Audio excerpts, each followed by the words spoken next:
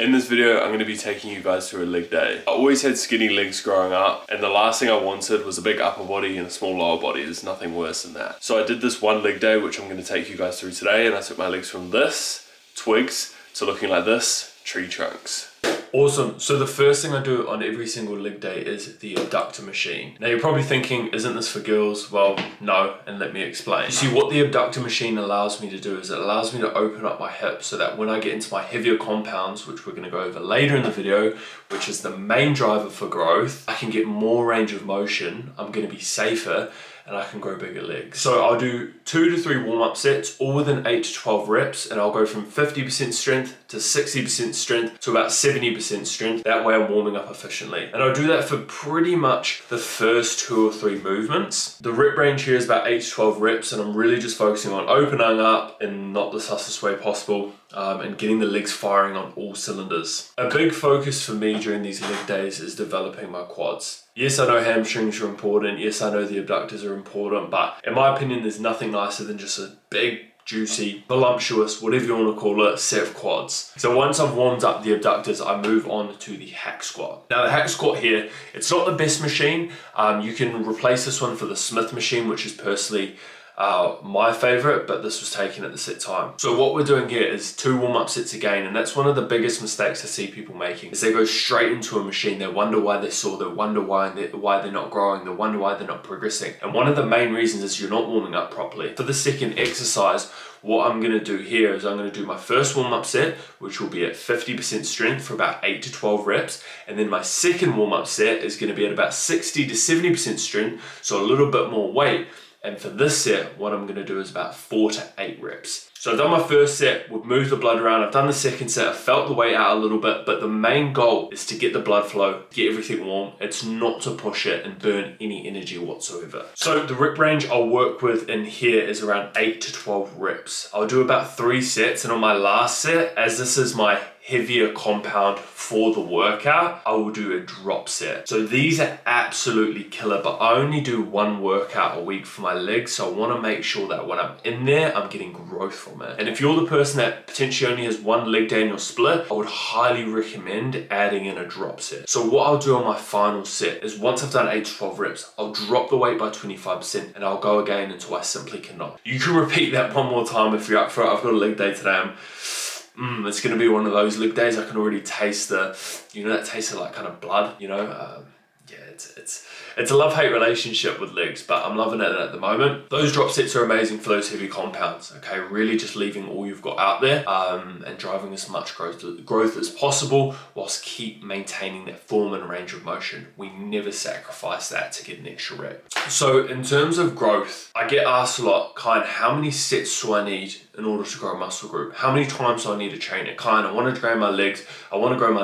How many days do I need to be training? Now, this comes down to 2 things, I'd say. Obviously, the first one being the sets, which we'll go into a minute. Where is it that you're going to maintain, and where is it where you can actually grow? What are the sets you need there? But the second thing, and guys, the most important thing here is you can have the best form in the world. Okay, you can be able to, push the most amount of weight, right? But if your training effort is not at a high level, you're not going to grow. So once you've established your training at a high level in terms of effort, intensity, and also quality, so performing the movement and controlling the weight, those basics, if you want to maintain a muscle group, so you're not too fussed about growing it, you just want to maintain it. So for me at the moment, that's like my shoulders. My shoulders are like a stronger group, so I don't really need to train them a whole lot. Maintenance volume for that, so the sets to maintain it, studies have shown it's anywhere between that kind of 6 sets to 12 sets a week. As for putting yourself in ranges to grow, right, the sets for that are going to vary, obviously, depending on individual to individual. For example, Chris Bumstead could probably rip 20 to 25 sets for a certain muscle group and be pretty all good.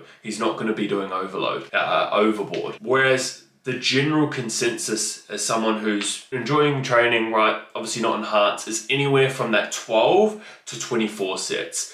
I like to sit at that 12 to 15 for growth. But as for legs, I've noticed as long as I'm training at a very, very high intensity with my drop sets, right, within these exercises that I'm going to go into in a second, you can get a lot of growth. So today we're only doing 6 sets for quads. So we've done the hack squat, and now we're moving on to one of my favorites, which is showing right now, which is obviously the leg extension. In order to really maximize growth here, a big mistake I see a lot of people making is this being their legs, they're just throwing the weight up and down and up and down. Your legs are never gonna grow just throwing the weight around. As you can see here, the quality of each rep is at a very high standard, considering that I just did a hack squat and can freaking barely breathe. So what I'll do here, instead of going into the 8 to 12 rep range, instead of doing 2 warm-up sets here, the legs are already warm, so there's no real need to do a warm-up set. I'll do 1 to feel it out because my legs are cooked. But after that, I'm not going in the 8 to 12, right? I'm transitioning out to about a 12 to 20 rep range. The main focus here now is just absolutely nailing the quads to the ground. So what I'll do for my first 2 sets is about 12 to 20, right, while I'm controlling the weight throughout. And then on that final set, what I'll do is once I've hit roughly failure in that 12 to 20, I'm gonna do another drop set, but then I'm also gonna do that drop set here again. So at the end of that, I've done 6 sets, right, but I've done 2 drop sets and every set has gone to failure. That for me is just above maintenance volume. So if you're doing 2 exercises a week with high intensity and great quality, you will be able to get growth from that. I've hit the abductors, I've hit the quads, I've touched the hamstring, but I haven't done a whole lot of work. Now it's important, yes, we want to grow our quads because that's kind of the aesthetics, but if you've just got a straight quad and you've got nothing behind it, it's gonna look freaking weird, okay? It's gonna look really weird. So moving into my hamstring work, it's important for the overall balanced look of the leg and I don't look like I've got a big quad and nothing behind it. I need to make sure I'm executing the exercises at a high level and knowing what I'm doing, right? So yes, the emphasis is on the quads, but as we move into the hamstrings here, you can see how I go single leg for these exercises. Now for me personally, I've got a bit of an imbalance in my legs. So I'll notice one side, and that's because I've had ACL surgery is stronger than the other. So if you have something similar to those lines, what you'll do, what I'd want you to do is for your stronger leg, okay, you would leave that one till last. So you would do your weaker one for as many reps as possible, and then you would match that with your strong leg and not go above that. Because if you're just going 12 reps with your strong and 8 reps with your weak, you're consistently just going to keep going like that and it's not going to kind of even out. But what I like to do for the leg extension here is I'll come down and sometimes I'll even get a little bit of a lean. So I'll have a slight lean forward and that's just going to help me stretch out that hamstring for pretty much all my exercises here in order to really maximize growth. In terms of like tempo, I talk about controlling the weight and not letting the weight control you, which is important, but at what speed do we do that at, right? So general rule of thumb, if you're looking to maximize growth, and it's going to depend, is making sure you're getting about a 3-second eccentric as a general rule of thumb, guys.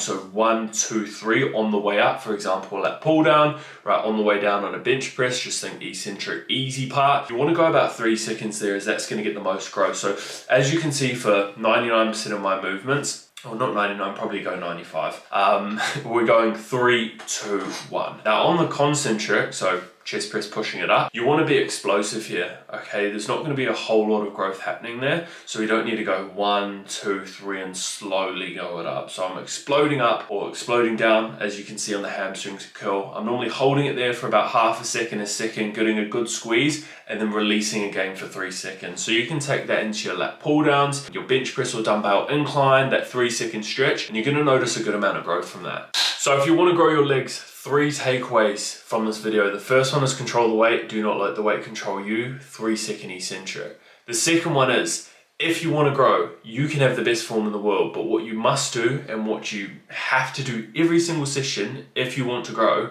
is train like you mean it. The third one, and arguably the most important one, and that is obviously what you're doing outside of the gym. Okay, so if you're not actually fueling your body after just smashing it to the ground, how are they supposed to recover? So make sure your nutrition outside of the gym is also being taken care of. Let me know down below which is your favorite muscle group to train. If you like this video and you got this far, you'll definitely like one of these videos.